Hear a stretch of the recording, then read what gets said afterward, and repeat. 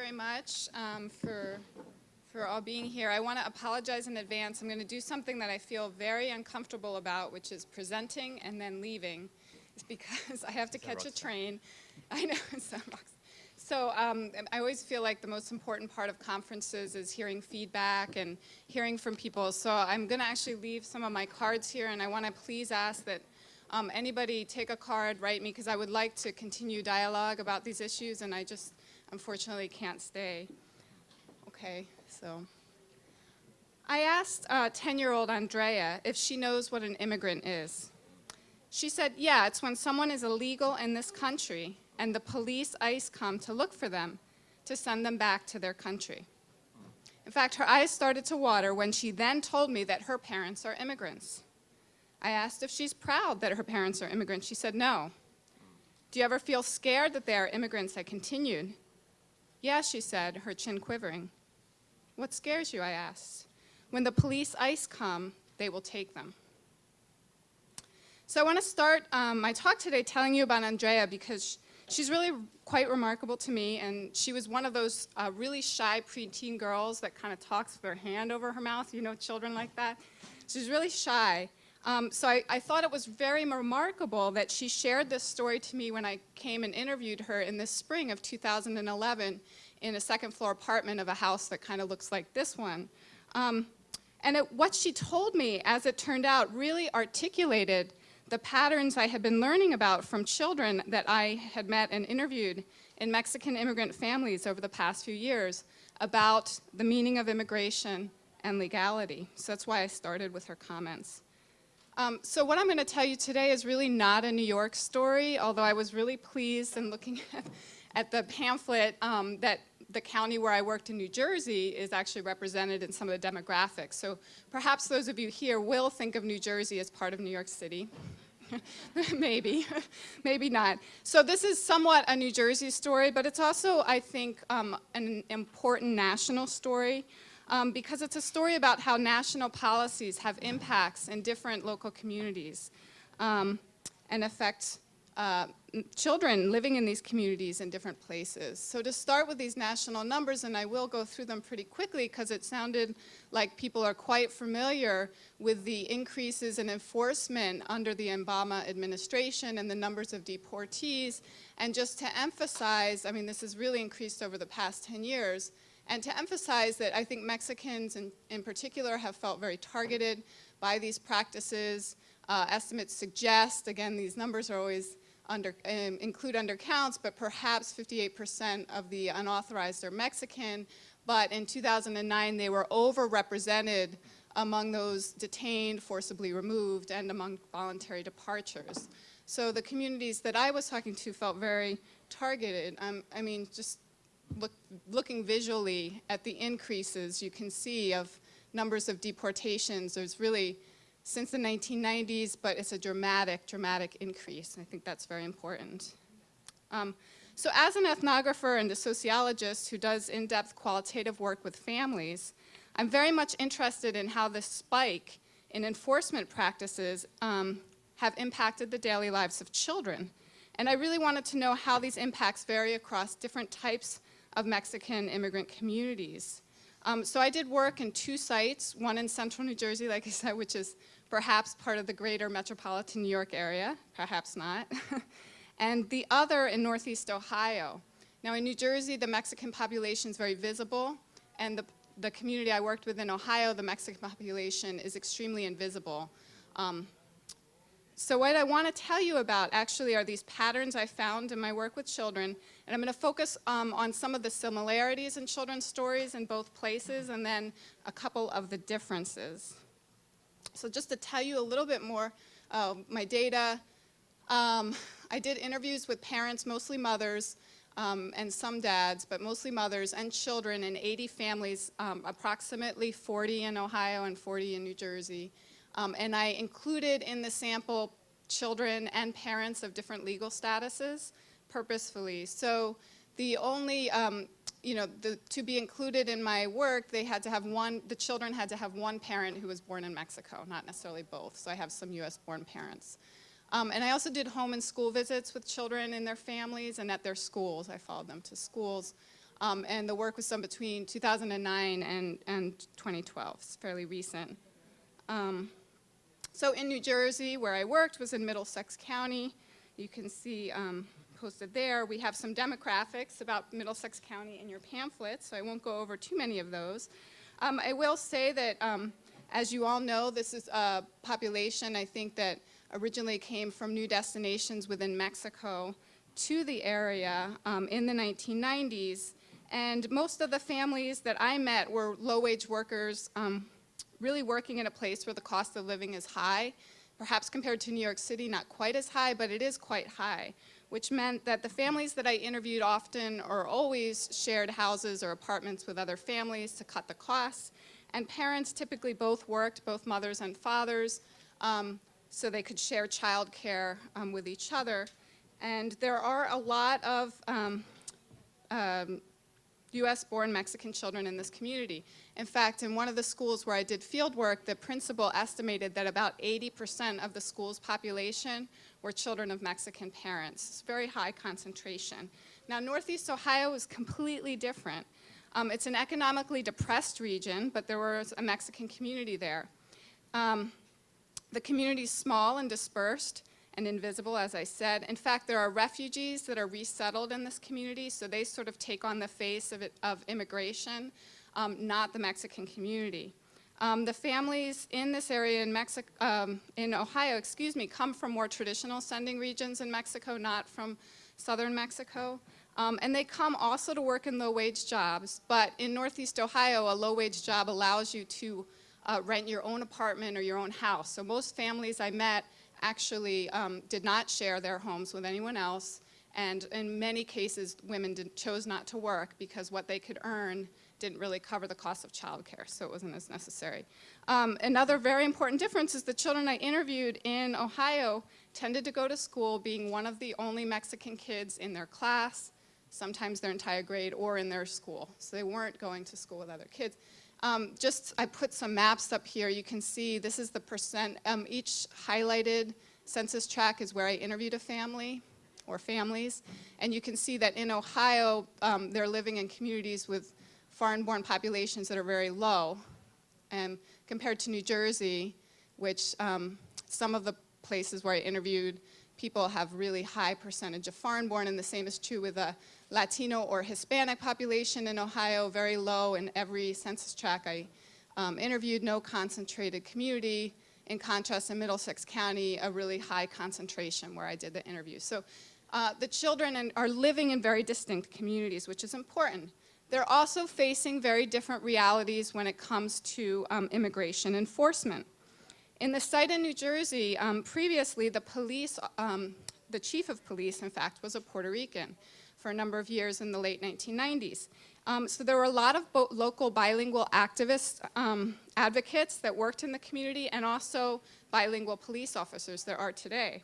So there have been, of course, tensions between the police and the Mexican community, mostly over gang violence, and the Mexican community feeling targeted over the police's strategies to deal with gangs. But at the same time, a lot of the families I interviewed and the women I interviewed had positive interactions with the police over things like cases of domestic violence. So there is, a lot of social service support that I think the Mexican community relies on. And most of the stories of deportation I heard in this community resulted from, I guess, what I would call more severe contacts with the law, a DUI in one case, in another case, somebody was deported after producing false papers and things like that. This is very different from in Ohio. In Ohio, in the city, which was 3 times the size of the city in New Jersey where I worked, there was not one single bilingual police officer, no Spanish speakers on the police force. There was also very few social service advocates in the community. The deportation stories I encountered started with very minor traffic infractions. One family I interviewed, both parents were detained and the father was deported after making a right turn at a stop sign in a Walmart, which I think is legal, right? I've done that before. So it's a very different local climate, and very importantly, when the police officers detain someone in Ohio, they send them to the local jail. and then they call ICE to come and pick them up, but the people who are detained are not on the jail rosters until ICE comes, and so nobody can find them, which I think is really important. If there's not a social service advocates and people there, people were really disappeared into local jails. So it's a very different environment. And you can see this sort of threat of deportation in the two sites where I did my interviews were very different.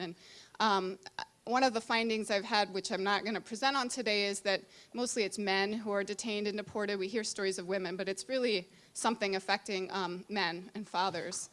So I put together the percent of spouses of the people I interviewed who were arrested, detained, and deported. You can see in Ohio the figures are higher, but also New Jersey. 5 minutes? Oh my God. Okay. So similarities across these two sites. I put quotes up, and I'm going to just go over the major themes on these. And you can see, I can give you the PowerPoint later for the quotes. But one major theme across the two sites is undocumented children are afraid of the police.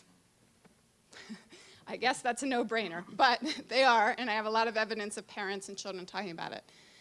They are also fearful of family separation, and this is true for children who are US-born citizens, children who are legal migrants, and children who are undocumented, all children, and children of all ages. A 6-year-old said she's scared that her mom's an immigrant because if I'm here and my mom goes to Mexico, I'm going to be sad because I'll miss her. 6 is kind of young. I mean, I have a 6-year-old now. It's pretty young, but this is a fairly sophisticated understanding of the impact of national policy on this child's life. A couple other quotes about how they feel scared about it. The media is not to blame. The media has a very large influence on children's understandings of deportation. I asked children, when they said they're afraid, I said, well, do you know anyone who's actually been deported or detained or anything like that? Most of them told me no, if you remember the numbers up there. Most of them hadn't known somebody, their parent not exactly, but they had seen it on TV. As this 10-year-old told me that she saw someone have their parents taken away on TV. A 12-year-old told me that she's scared because members of her family are immigrants, because when that happened on the news, that people were like getting catched, and they came to the door at random and they just took them. I got really scared that time. So there's a very strong influence of media on children's understandings of immigration and legality. I also found children in both sites are equating immigration with illegality. I'll flip through these. So as the original quote with Andrea pointed out, she defines, the children I interviewed defined immigrants as people who are illegal. One 10-year-old told me, I think that people that are not from here, they're not supposed to be here. Related to this point, there's stigma with immigration, with children not wanting to share this information with other children or peers because they are equating immigration with illegality. Only 27, I'm going really quick, only 27 of the children I interviewed across the site said that they felt proud of their immigrant heritage, but 81 of the 110 children I interviewed were proud to be Mexican. So this is very interesting and important. There's nothing about being Mexican that the children are, they're very proud of this. It's that their immigrant heritage is something they're feeling they must hide. So this leads me to the differences across the two sites, because there are some important differences. Because the children in Ohio are living in a place when there's no, where there is no other Mexican children necessarily in their classes or at their schools, they are relating, they talk about being Mexican as being more important as they move out of their families and into their everyday lives. So race or ethnicity became very important to them, and I would suggest that race really trumps legal status for children living in Ohio. I have a couple quotes here. Again, I'm just going to flip through them. Basically, children telling me that they feel more stigmatized for being Mexican than for their legal status. I'm done. And I just need to get through this very important point, and then I'll stop, I promise.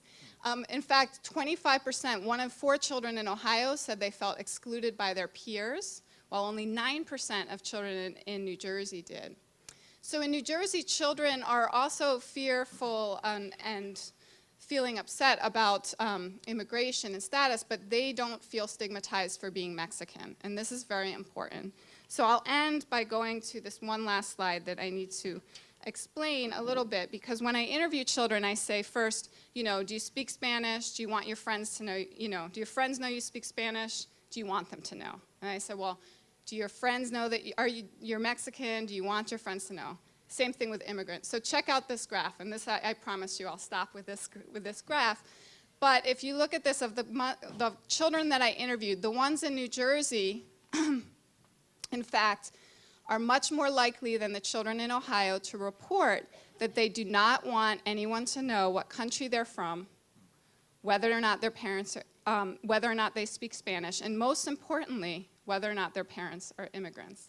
So I'm sorry I can't tell you more of the stories of this. I have some other stories, but I'm going to flip through them, and please do email me and I can tell you more about these findings. Thank you.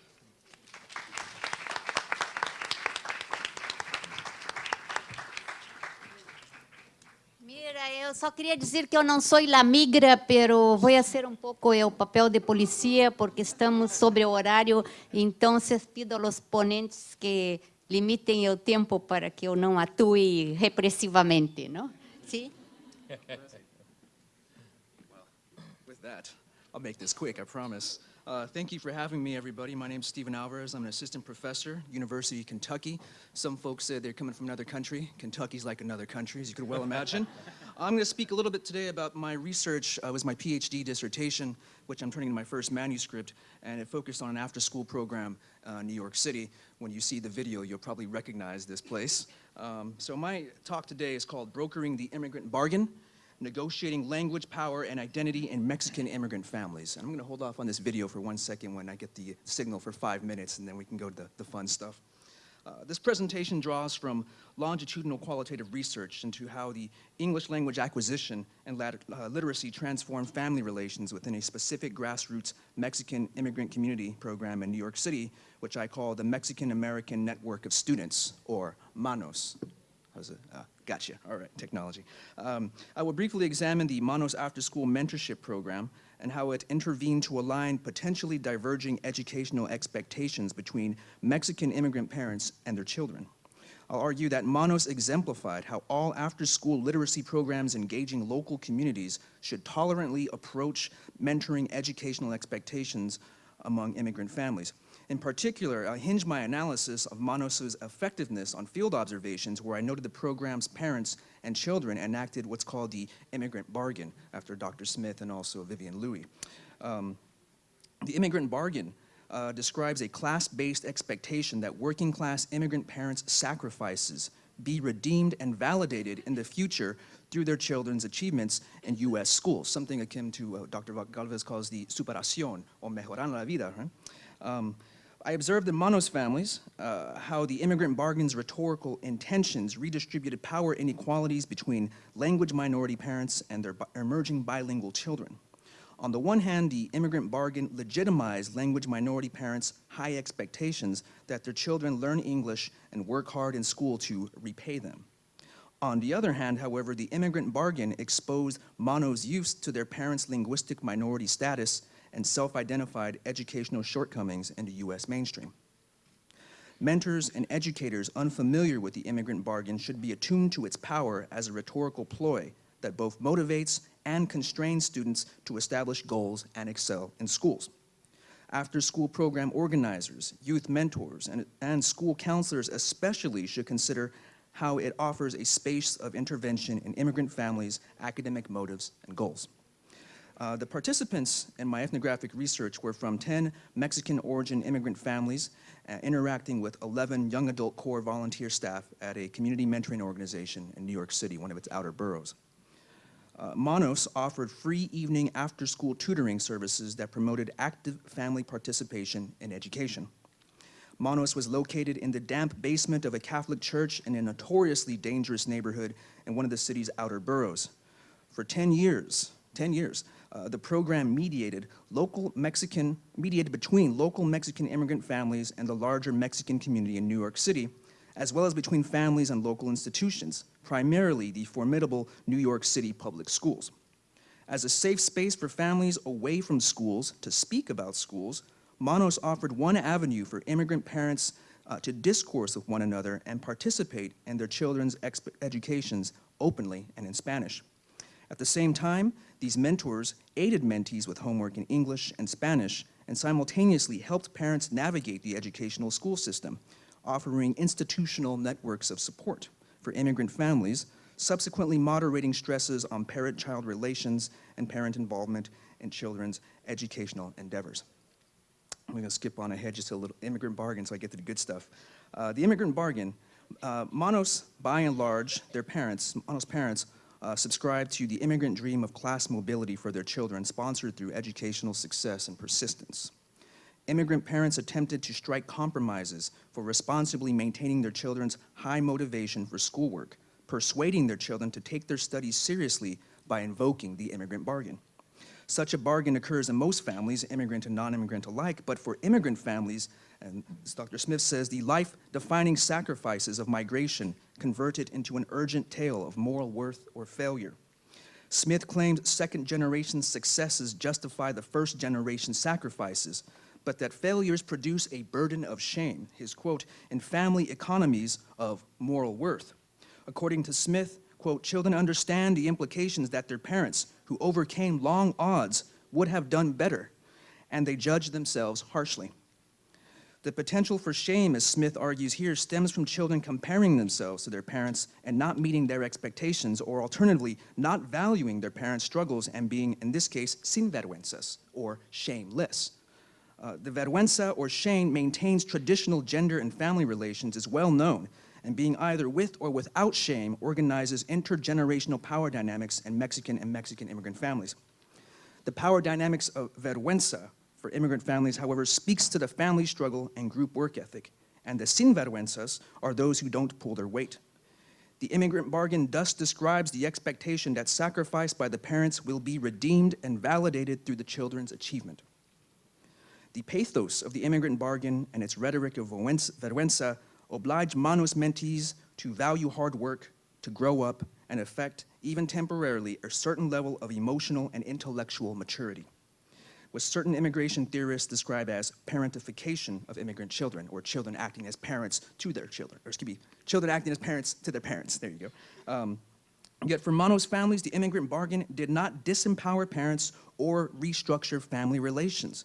Manos parents still retained power in their families, even in the midst of competing English discourses that sometimes undermine their authority, as often unengaged parents through some of these negative discourses, also responding to school failure, blaming the parents and such.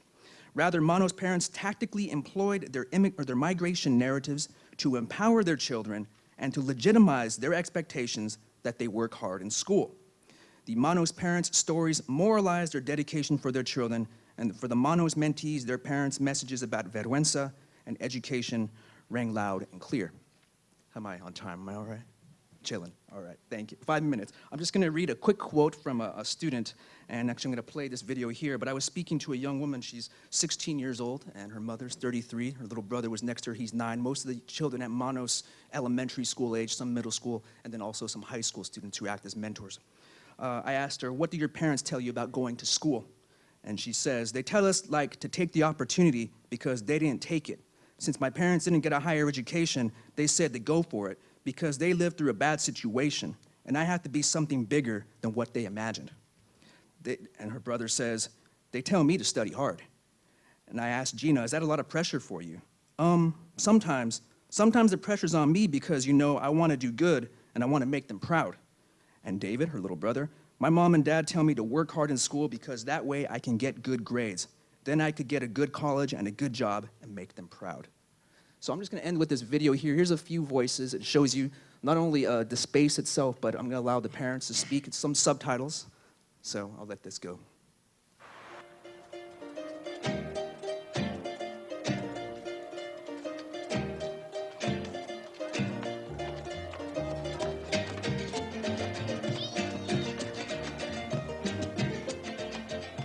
Bueno, para ayudar a mi niño, yo antes le hablaba a mi sobrino hasta Miami para que me diga la tarea.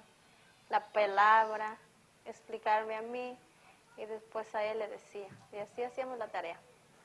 Y yo tenía que pagar a veces $25 por la semana porque me tradujeran la hoja de la tarea. Yo me sentía mal porque no podía ayudar a mi hijo. Ahí hay diferentes muchachos que ayudan. Vienen de la universidad el viernes, otros vienen de sus trabajos porque también trabajan. Y ahí nos están ayudando todos. Y hasta ahorita, pues bendito sea Dios que mi hijo ha progresado más, sí. Steve is a nice person. He helps me Of a lot course. with my homework and with my reading. And if I don't know a word, he corrects me. And you could play around and stuff. Like you could read. There's like a whole library that you could read. You could read books and you could make stuff with paper, like origami, and play with the clay. The organization itself functions in a way to mentor youth who may not necessarily have mentors to look up to, who some way might have overcome a similar struggle or have been in similar constraints in terms of achieving higher education and advancing the education. Is we're having mentors working with parents so the parents become mentors. It seems to me that it's most important to have the parents involved in the kids' education, and where bilingualism is interesting is often because the parents will be monolingual largely in Spanish, and the kids bilingual because they go to school, communicating in Spanish with the parents. However, the parents have a very difficult time helping the children with the schoolwork, which is in English. So with us in our program, I think it's very interesting to see how we can engage parents with this homework and the children, and have the parents be involved in the institutional life of their kids.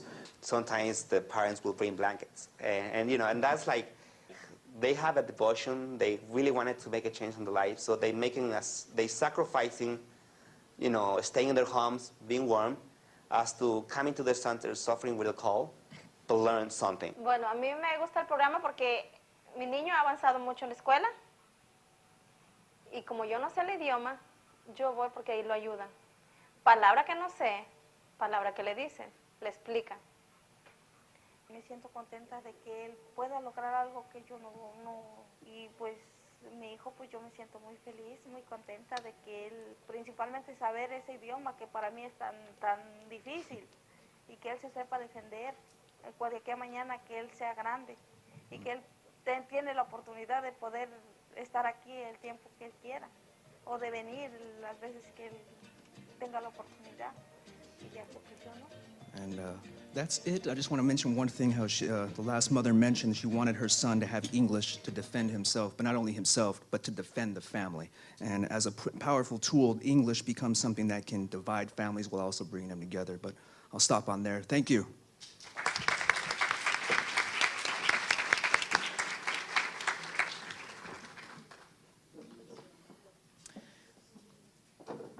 So good afternoon, everyone. Thank you very much to all the organizers for the kind invitation.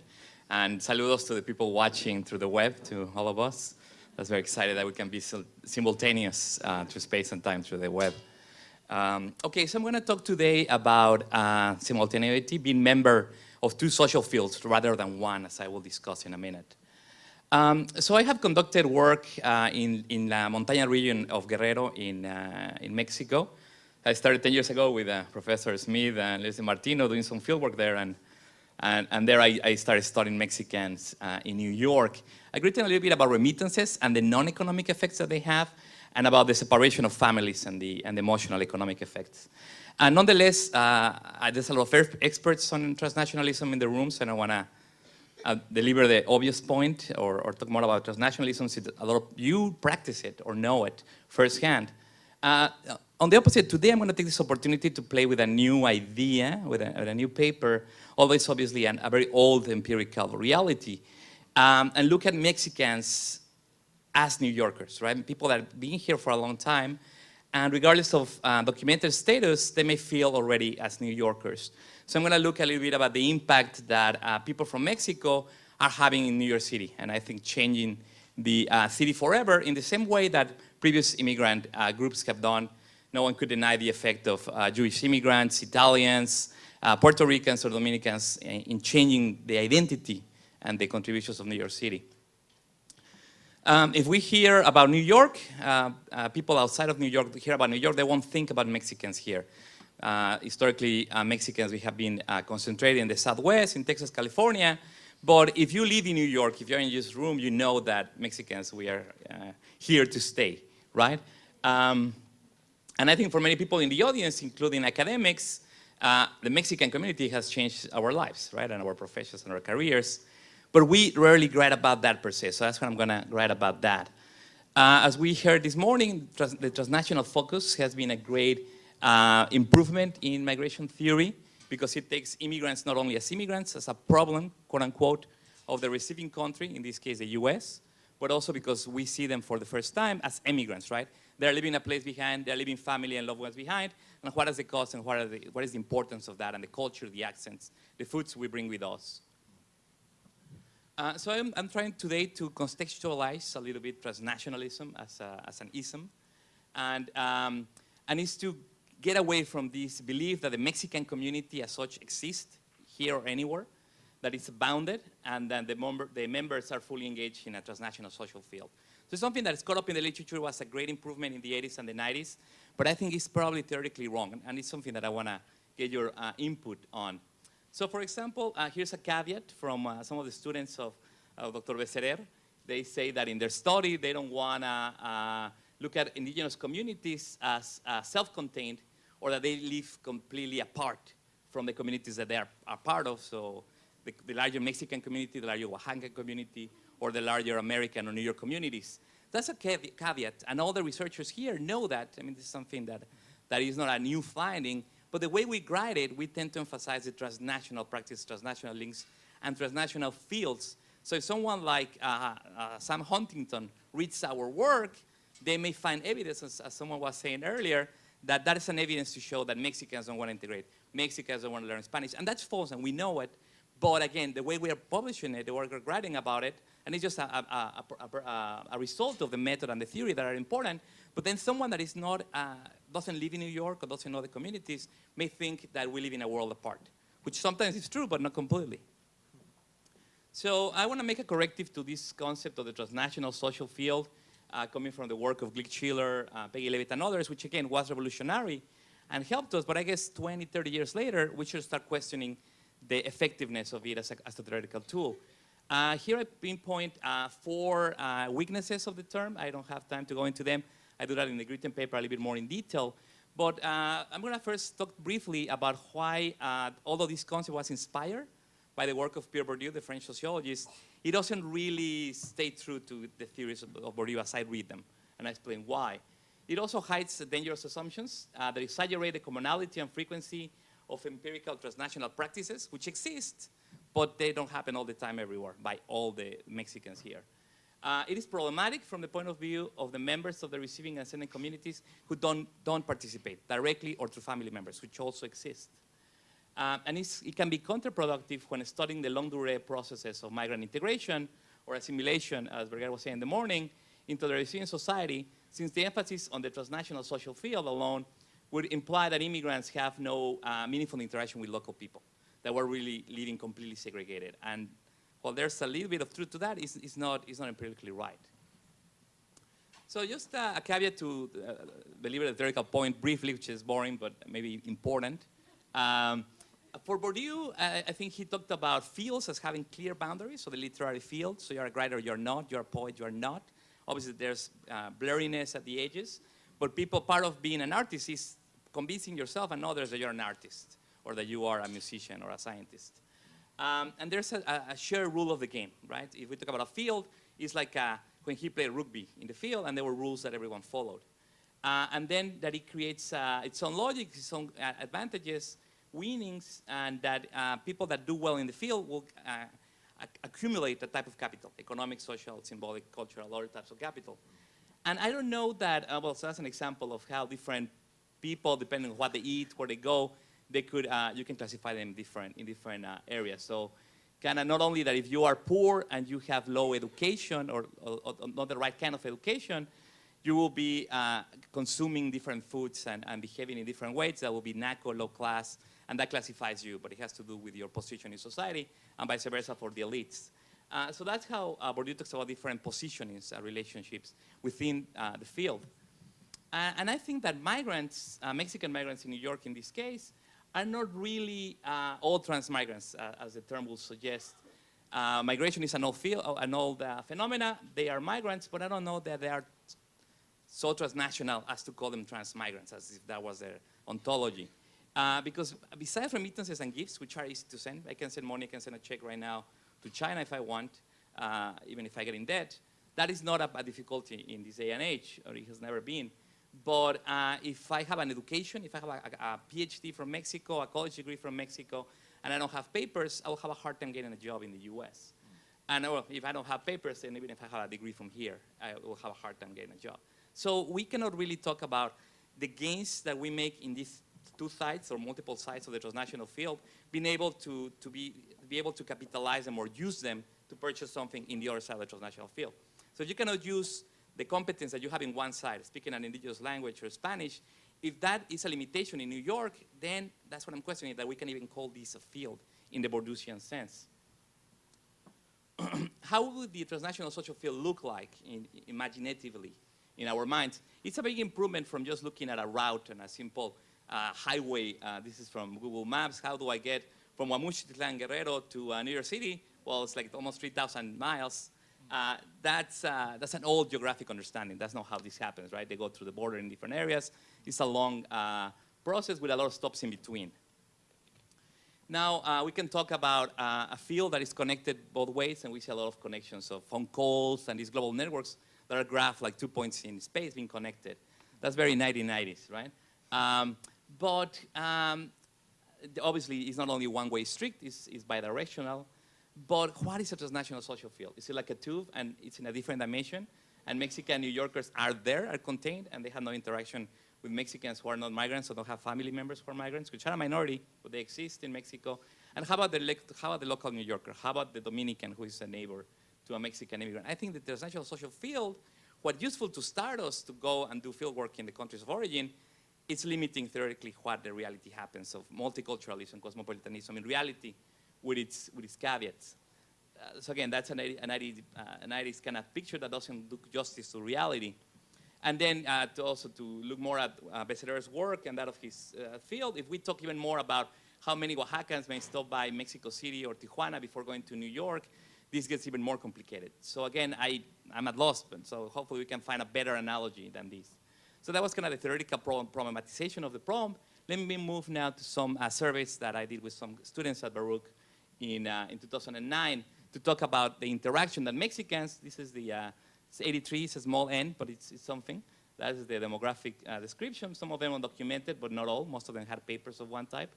So transnational practices, obviously the first generation is more transnational than the rest, decreases, but again, not everyone is visiting, sending remittances, or planning to go back, and this decreases across generation. Not surprising, we know that.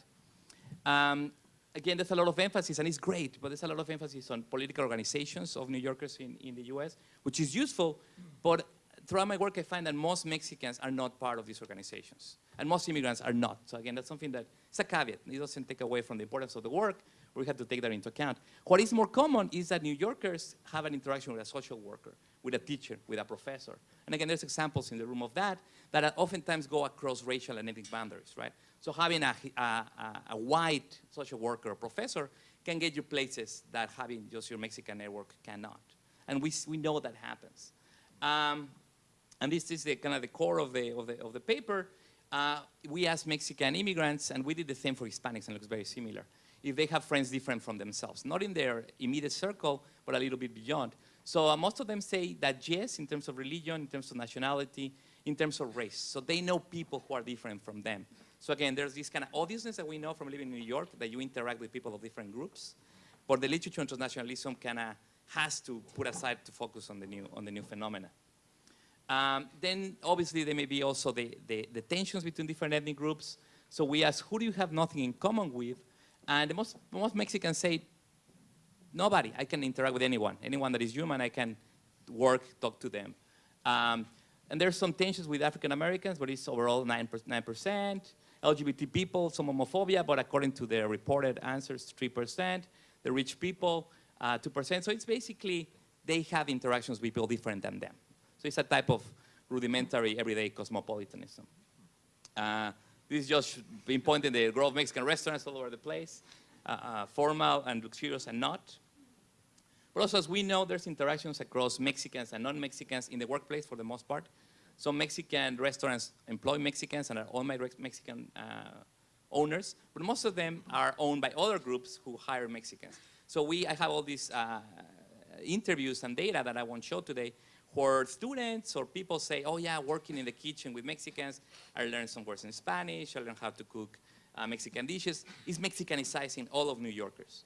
This happens also in public spaces with the Mexican parade, students here at CUNY and other places, professionals, even within interactions between different types of Mexicans, like in the panel, that we come together and we materialize in New York. And I want to finish with dating and marriage, which, as we know from the integration literature, the fact that you marry outside of the ethnic group shows that there's a decrease in racism, a decrease in exclusion, and a marker in some type of inclusion or cultural tolerance. So that's just some pictures, cheese pictures of my family and some other people you know, some researchers, some grad students that we have married whites, and it's not a big deal for them, for us, or for our friends or New Yorkers, I hope. So again, just Mexicans changing New York forever. So we're Mexicanizing New York, and there's no coming back. So thank you very much. I want to thank my students. And thank you for listening.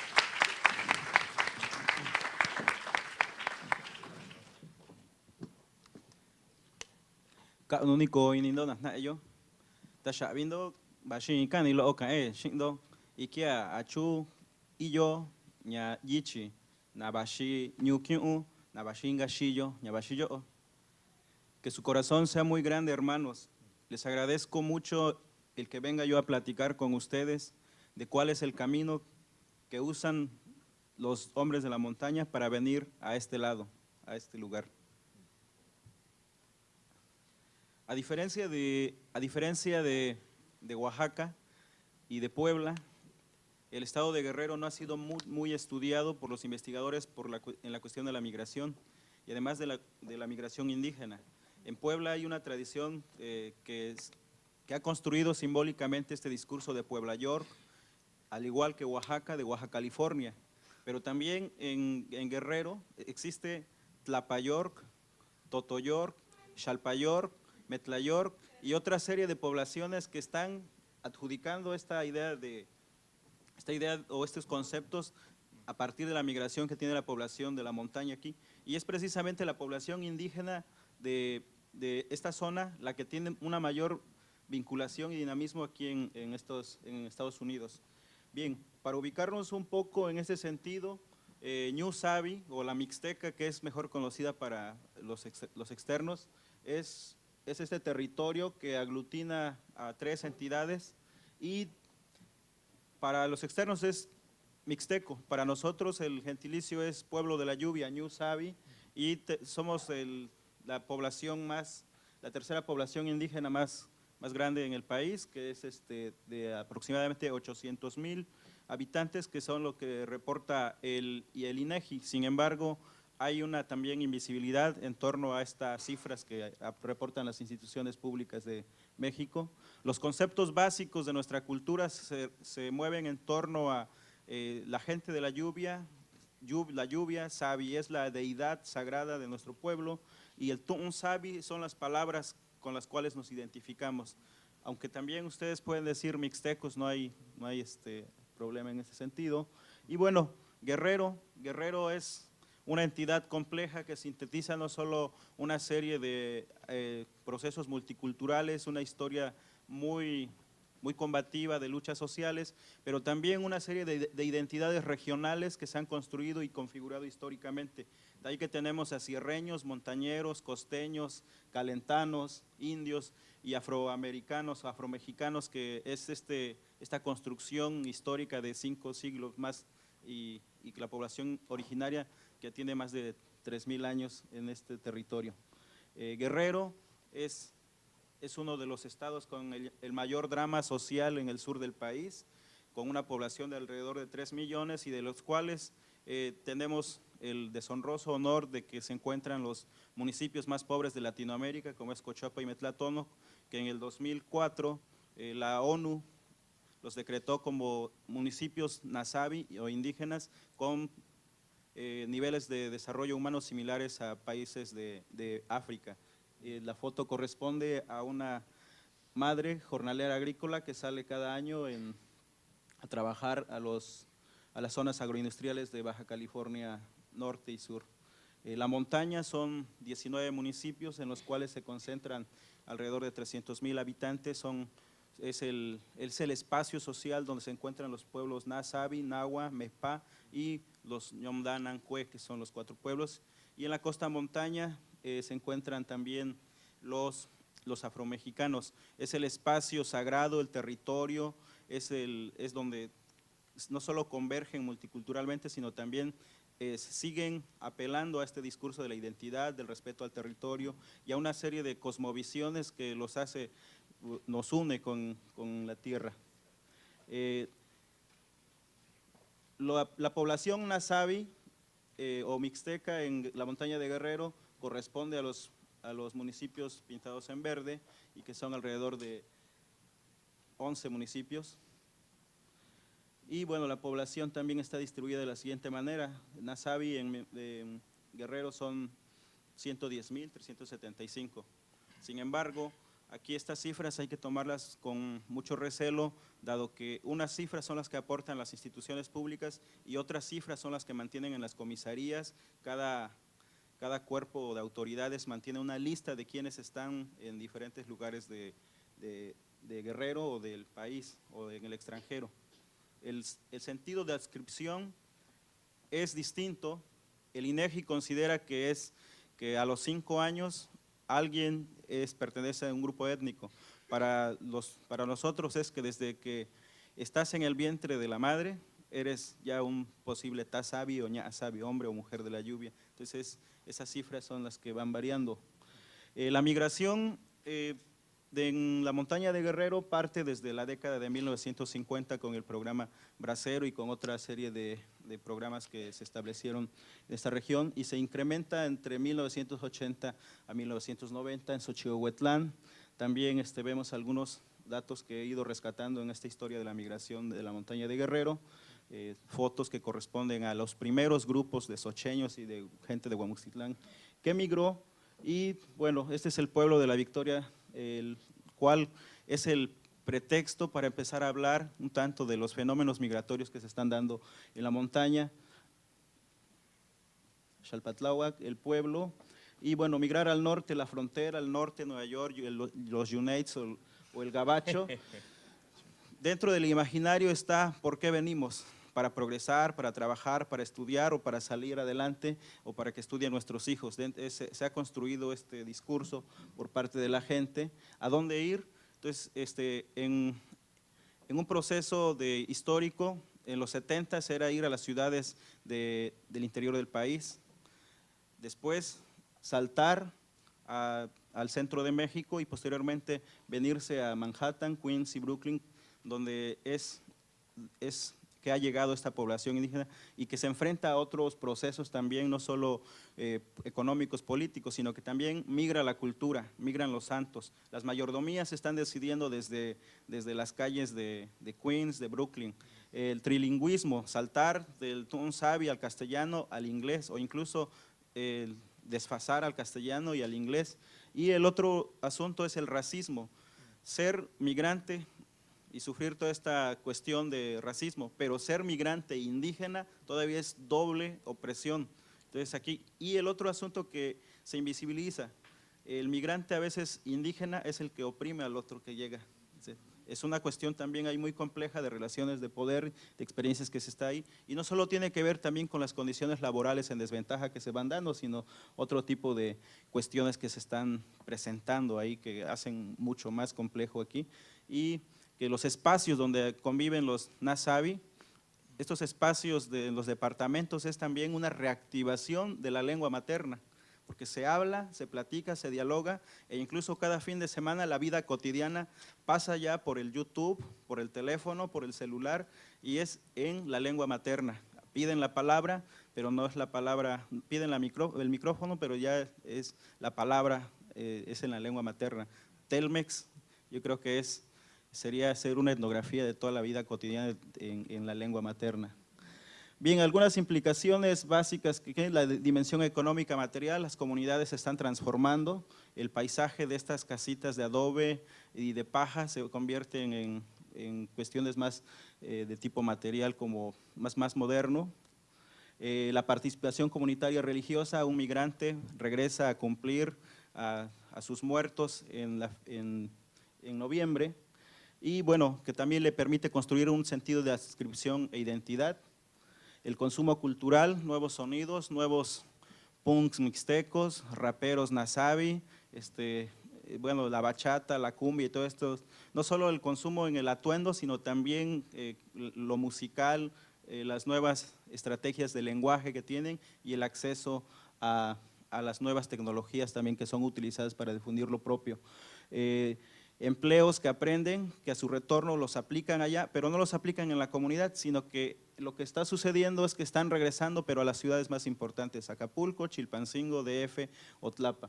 Entonces, pero dentro de todo este discurso hay una autorrepresentación, la reivindicación de la identidad, en sentido no solo cultural, sino también en sentido político. Y en sentido político quiero decir que varios migrantes nasabi de Xalpatlagua, Catlamajalcingo del Monte y Cochuapa, que han sido ediles, presidentes municipales, estuvieron antes 5, 6 o 7 años viviendo aquí en la Gran Manzana y regresan y quieren luchar por sus derechos.